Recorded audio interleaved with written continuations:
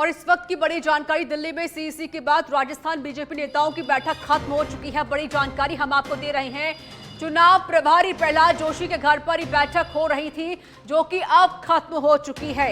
यानी कि बीजेपी की तीसरी सूची कभी भी जारी हो सकती है। काउंटडाउन शुरू हो चुका है। चुनाव प्रभारी प्रहलाद जोशी के घर पर यह बैठक हो रही थी, जो कि अब खत्म हो चुकी है। और आज ही दिल्ली में सीईसी के बाद राजस्थान बीजेपी नेताओं की बैठक हो रही थी, जो कि अब समाप्त हो चुकी है। राजीव तिवारी मेरे साथ जुड़ चुके हैं फोन लाइन पर। राजीव, क्या कुछ अपडेट है? बैठक खत्म हो चुकी है?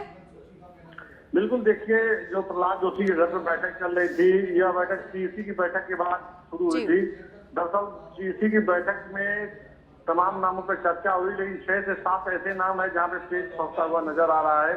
उसको लेकर के उलझी हुई जो गुत्थी है भारतीय जनता पार्टी की, राजस्थान बीजेपी की, उसे सुलझाने के लिए लोग बैठे हुए थे। जहां पर केंद्रीय मंत्री अर्जुन राम मेघवाल, केंद्रीय मंत्री गजेंद्र सिंह शेखावत, कैलाश चौधरी, बीजेपी के प्रदेश अध्यक्ष सीपी जोशी, सभी मतलब राजस्थान बीजेपी के बड़े नेता मौजूद है।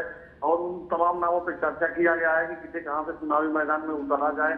जो 6-7 नाम है जो कंट्रोवर्सी है, उनको उन सीटों से किसे कहां से चुनावी मैदान में उतारा जाएगा, सूत्रों से जो जानकारी मिली है उनके मुताबिक सहमति बन गई है। तो अब जो है, जो दिक्कत आ रही थी 76 सीटों में 6-7 सीटों को लेकर के, वो लगभग दूर होती नजर आ रही है। और कल जो जानकारी मिलेगी, कल दोपहर 12 बजे के पहले बीजेपी अपनी राजस्थान को लेकर जो तीसरी लिस्ट तैयार की है उसको जारी कर देगी। अब देखना होगा कि टिकट के तो कई दावेदार हैं, तमाम तरह के कयास लगाए जा रहे हैं।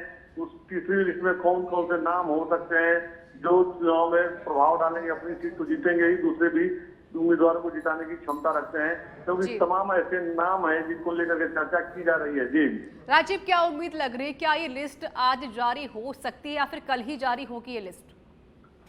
देखिए, आमतौर पर अगर देखा जाए तो इस साल जितनी भी सीईसी की बैठक हुई है, सीईसी की बैठक जैसी हुई है, उस दिन लिस्ट जारी नहीं हुई है, उसके अगले दिन ही लिस्ट जारी हुई है। हालांकि समय बहुत कम है, नामांकन प्रक्रिया शुरू हो गई है। तो एक उम्मीद जताई जा रही थी कि राजस्थान को लेकर के जो है आज तीसरी लिस्ट आ सकती है, क्योंकि राजस्थान को लेकर जो सीईसी की बैठक हो रही थी यह 8 बजे खत्म हो गई थी, लेकिन अभी तक नहीं आई। 11 बज गया तो अभी तक तीसरी लिस्ट जारी नहीं की गई है। तो अब यही माना जा रहा है कि कल दोपहर 12 बजे के पहले बीजेपी तीसरी लिस्ट जारी कर देगी। ठीक है राजीव, मौजूदा तस्वीरें क्या नजर आ रही हैं अभी आपको? कौन कौन निकल चुका है प्रहलाद जोशी के घर से? देखिए, प्रहलाद जोशी के घर से लगभग सभी बड़े नेता निकल गए हैं, क्योंकि अभी जो प्रधानमंत्री के बीजेपी मुख्यालय में सीईसी की बैठक चल रही थी और बैठक जब खत्म हुई तो यहाँ पे बैठक चल रही थी। उसके बाद यहाँ पे रूट लगा दिया गया था, चारों तरफ से आम पब्लिक को हटा दिया जाता है रूट लगने के बाद प्रधानमंत्री के जाने के लिए।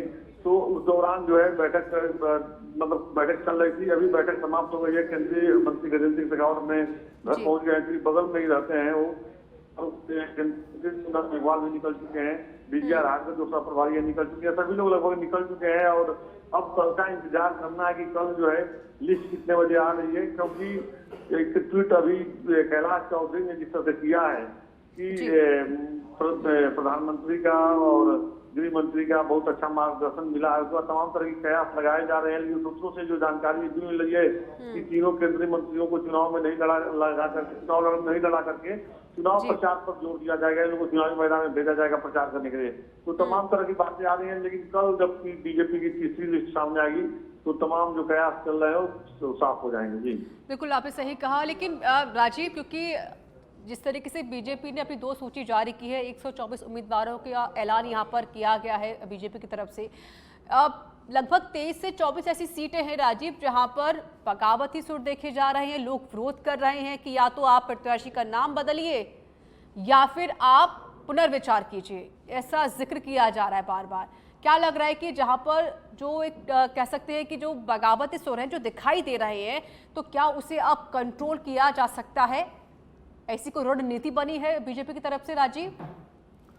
देखिए, बीजेपी ने अपना स्टैंड क्लियर कर दिया गया है। चाहे वो चित्तौड़गढ़ में जो विरोध हो रहा है, नरपत सिंह राजवी को चुनावी मैदान में उतारा गया है, यहाँ तक कि उनका नाम घोषित होने के बाद प्रदेश अध्यक्ष सीपी जोशी के घर में पथराव भी हो जाता है। चंद्रभान आख्या के लोग तमाम तरह की बातें करते हैं और जिस तरह से विरोध जताते हैं, उसके बाद भी बीजेपी ने अपना स्टैंड क्लियर कर दिया है कि चाहे सांचौर में देवजी पटेल के ऊपर पथराव होता है, उनकी गाड़ी पर पथराव होता है, या राज्यवर्धन सिंह राठौर को काला झंडा दिखाया जा रहा है, तो इन तमाम चीजों को लेकर बीजेपी ने स्टैंड क्लियर कर दिया गया है कि जो बीजेपी की केंद्रीय चुनाव समिति की बैठक में जो नाम फाइनल कर दिए गए हैं वह वहीं से चुनाव लड़ेंगे। हारना जीतना जनता किसके साथ जाती है देखना होगा चुनाव के बाद। फिलहाल बीजेपी अपने स्टैंड पर कायम है, किसी भी उम्मीदवार का नाम बदला नहीं जाएगा, इस बीजेपी ने साफ कर दिया है। मतलब बीजेपी का साफ तौर पर कहना है कि बीजेपी के हिसाब से जो जिताऊ उम्मीदवार है उसे टिकट दिया गया है और उसे चुनावी मैदान में उतारा गया है। इसी को लेकर प्रधानमंत्री ने एक मैसेज दे दिया था सभी राजस्थान बीजेपी नेताओं को कि दल से बड़ा कोई नहीं है, सभी लोग मिल करके कमल खिलाइए और सबकी जिम्मेदारी तय की जाएगी कमल खिलने के बाद। तो ये समाचार के लिए एक इशारा ही काफी है। अगर कोई बगावती केवल दिखाता है या विद्रोह करता है पार्टी में तो कहीं ना कहीं पार्टी में हाथ तो चला जाएगा। इस तरह का मैसेज देने की कोशिश की गई है। जी चलिए राजीव, बहुत बहुत शुक्रिया आपका अधिक जानकारी देने के लिए।